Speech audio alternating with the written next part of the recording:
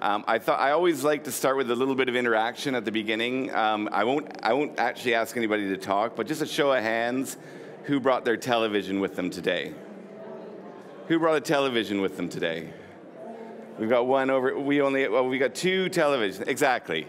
So I think what's really important to think about while we're talking about video, which is what I'm going to talk about with you today, is to remember that that's a television, and television is video. It's all the same thing today, because everyone who's a publisher now creates video, which means you're creating television. It's just a different format. And that's where that was the genesis of Overcast, indeed. So does anyone here actually, in communications, does anybody create content in the audience or work for a company that creates content? Probably most companies create content. I think, you know, anything from how-to videos to compliance videos to marketing videos. There's a lot of content going on these days, and most of the video being created comes off. We ask somebody who's knowledgeable about making the video, and then we try and publish it on a whole different slew of platforms. And what we've done is we've tried to standardize the formats of videos, because there are endless formats. There are over 600 formats for video. Virtually every camera's got a format. And if you just think about it, we've got 4K now, super high definition. We used to have standard definition. So that's why we have a tagline, which is video is great until you have to manage it, because I'll bet you that very few of you actually manage video. It's a pain. It's a pain to put it on your computer. It's a pain to share it with WeTransfer or Dropbox or whatever. And that's basically the solution that we've created to help standardize things. So we hear a lot about this in the press today, that people are making a lot of video. It's expensive, it's time-consuming, and it's difficult to manage. But everyone from big pharma to education companies, and we work mostly with brands as well as media companies, are making video. Not many people know this, that enterprise actually creates more video in a day than Hollywood does in a year. So there's a ton of video content out there. And where's it all going? A lot of people put it up on YouTube. That's fine if it's public video. But what if it's private? What if it's your own company? Or what if it's just a video in creation and you don't want everybody to see it? That's, again, the solution that we're working on. So we've got the marketers, and this is what people have been talking about here, an enterprise YouTube. So, and if you think about an enterprise YouTube, all we're thinking about is a private YouTube. Okay, public YouTube, what did they solve for 12 years ago? And it's only 12 years. They solved to be able to share and view content on any device. Very simple. Very, very simple. So how would you do that with a very large video? If you go out and shoot a video in 4K, which most brands do, they ask their agency to create something in 4K. A 30-second video could be an hour's shoot, maybe a bit longer, probably 200 gigabytes of content. Well, I can't even fit that on my computer. So what we do at Overcast is we try and make it easier to manage it from the very beginning of the process all the way through. And why I'm talking here is it's about innovation, and it's about innovation from the bottom up, or how the big guys are trying to attack this challenge as well. So if you see here, IBM went out and they bought 4 companies to create the whole life cycle of how to manage video. Comcast, you may or may not be familiar with in the United States, the big telco. They did the same thing, but they've done things slightly differently. So they're a telco, and look what they did. They bought all these companies that actually make content. So they're a telecoms company that now makes content. So if a telecoms company can make content, Why can't an education company or a pharma or whoever that is? IBM, interestingly, they bought all the companies simply to be able to stream that content out. But they're coming at it from a slightly different perspective with Watson now. And Watson can now create content without anybody having to write anything. So the most recent project that Watson did was they fed in a bunch of movies and the trailers that go with those movies. And then they fed in a movie for Watson that had no trailer, and they asked Watson to create that trailer, that 2-minute trailer for them. And Watson created that all on its own.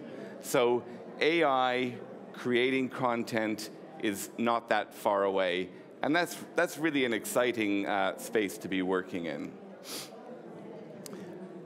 So when we talk about innovation, we talk about differentiating ourselves from our competitors, and I'll show you our competitor landscape a bit later.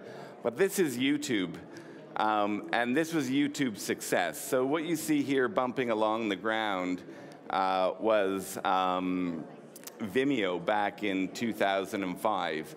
And then YouTube came along, and in a very short period of time, literally a couple of months, their viewership went like that. And that's how they managed to raise $1 million within a month, and then millions and millions on top of that.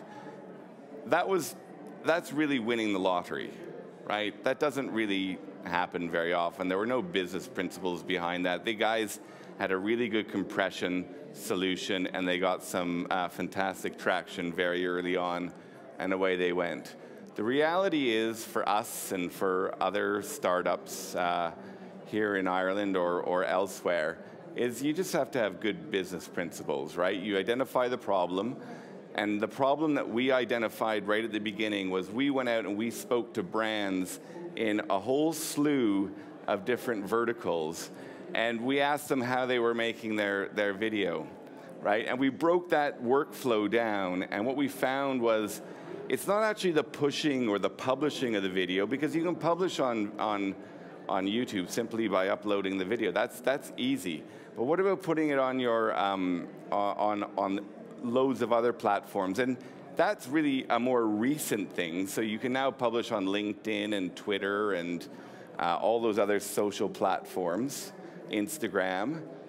But you might also want to put it on television. You might also want to put it on your website. And each one of those has got a different format. And then you want to be able to stream it to your phone. iOS phones and Android phones have different formats, right? So you have to stream them differently to the different formats. And then each device has got a different screen size. So there's a lot of challenges around that. And we're that meat grinder in the middle that allows people to push it out to any platform. And we do it for non-technical people. So you don't have to have an editor on staff. Once the video is created, anybody can publish to any platform, because we name the platforms, and then we do all the we do all that reformatting in the background. Traction. So traction for us has been a real catch-22. We're an Enterprise Ireland high potential startup. And we work with mostly with enterprise. So the challenge with Traction is with YouTube, they were consumer based, so they just went out and they solved for consumers. That's one solution, and it was free. We're working with enterprise. Those deals are much longer. So how do you measure traction when you're going to try and raise money and get that funding to be able to develop what is really quite a big, sophisticated platform? One of the things that that you really have to get right is well, you've got these 5 things that you really have to get right, but I'm not too sure if you know which is the most important of all those 5. I see a show of hands, team. Anybody? Idea?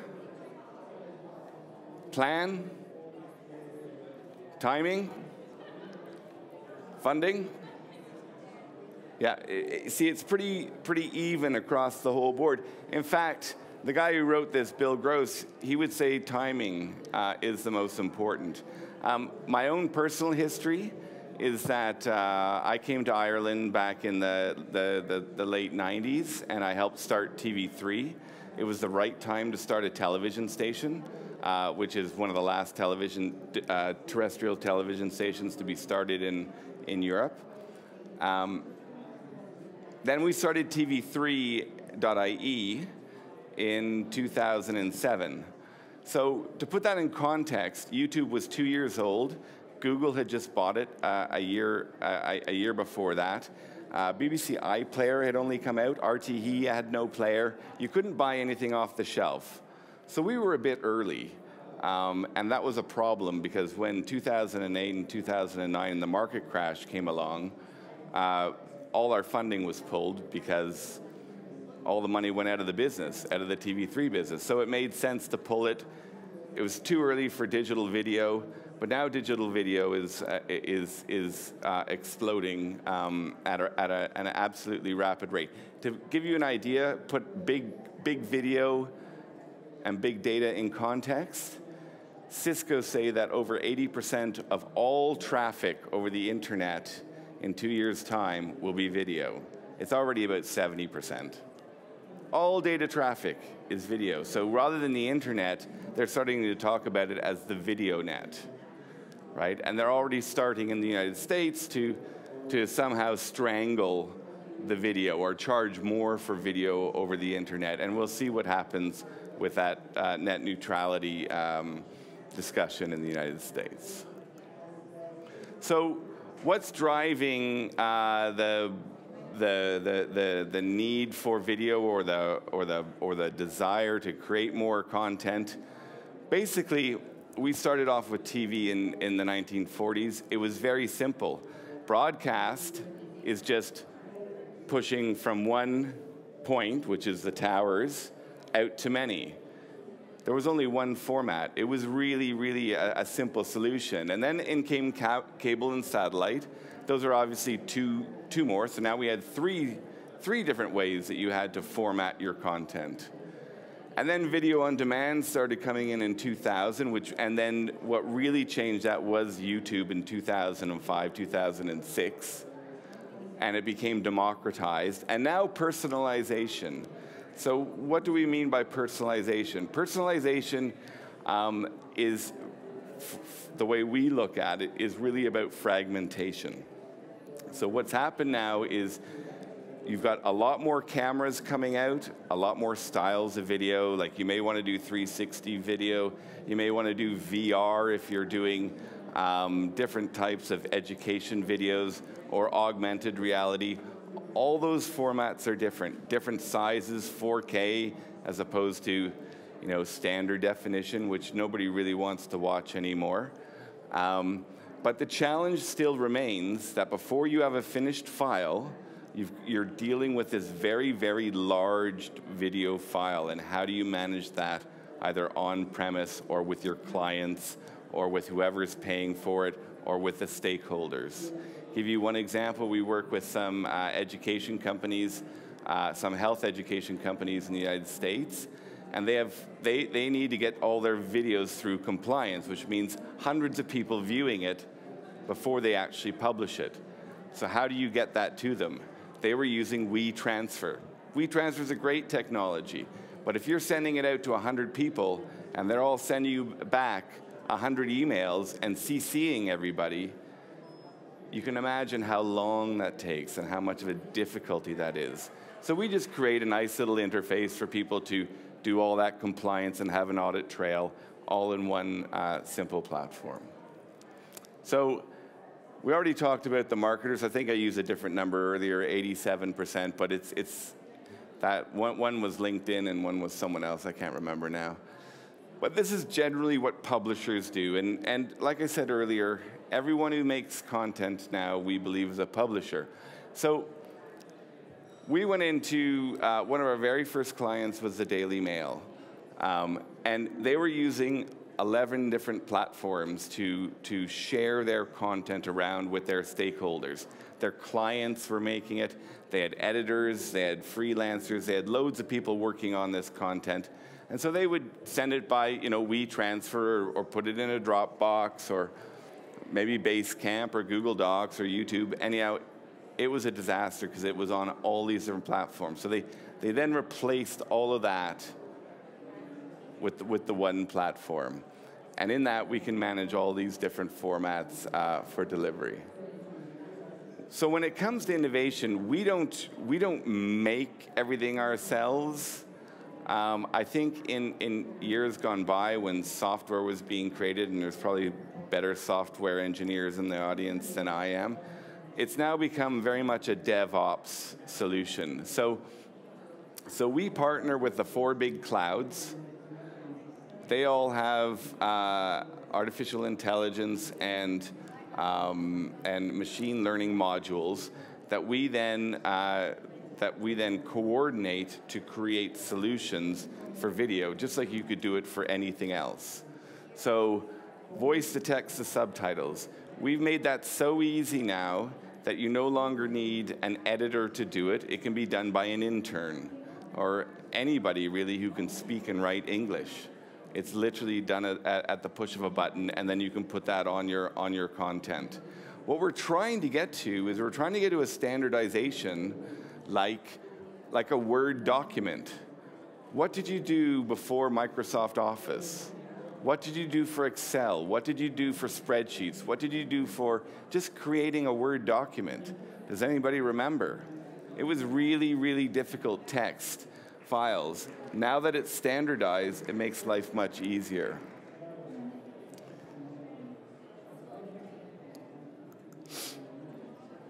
So earlier I mentioned an enterprise YouTube.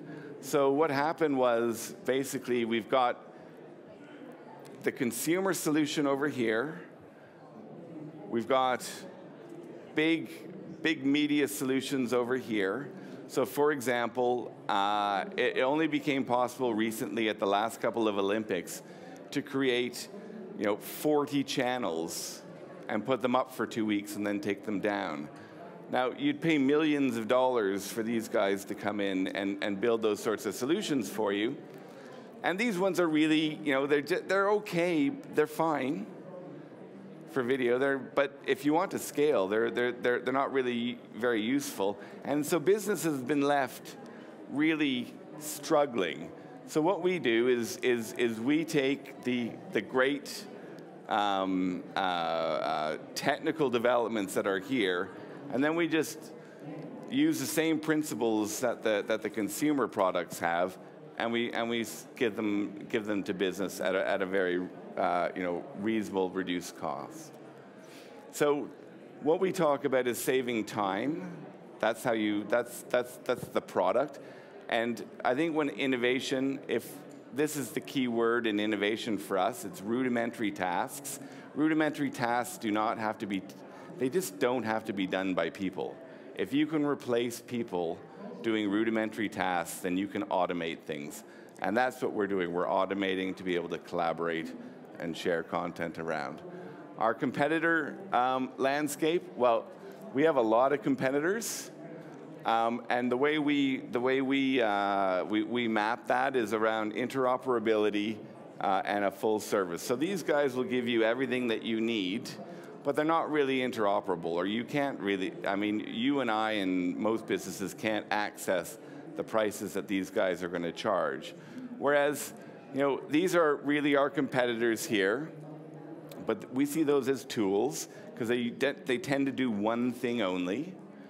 Our frenemies, these may not be household names to you, but these are what most big publishers are using to stream content. Okay? So we then help those publishers upstream in the workflow to be able to stream it onto the multiple different platforms. And then we got lots of other tools up there as well. Just reiterating, going back to where we were, so our traction, we've got some great backers, the likes of Google, Amazon, and Daily Mail. You know, we're still small, we're still young, but we're the kind of guys who are here and we're pitching around, and really this is a solution again for any business, and it's really exciting business to be in today. If there's anything that we can do for you, we'd be happy to help. Thanks for listening. If there's any questions.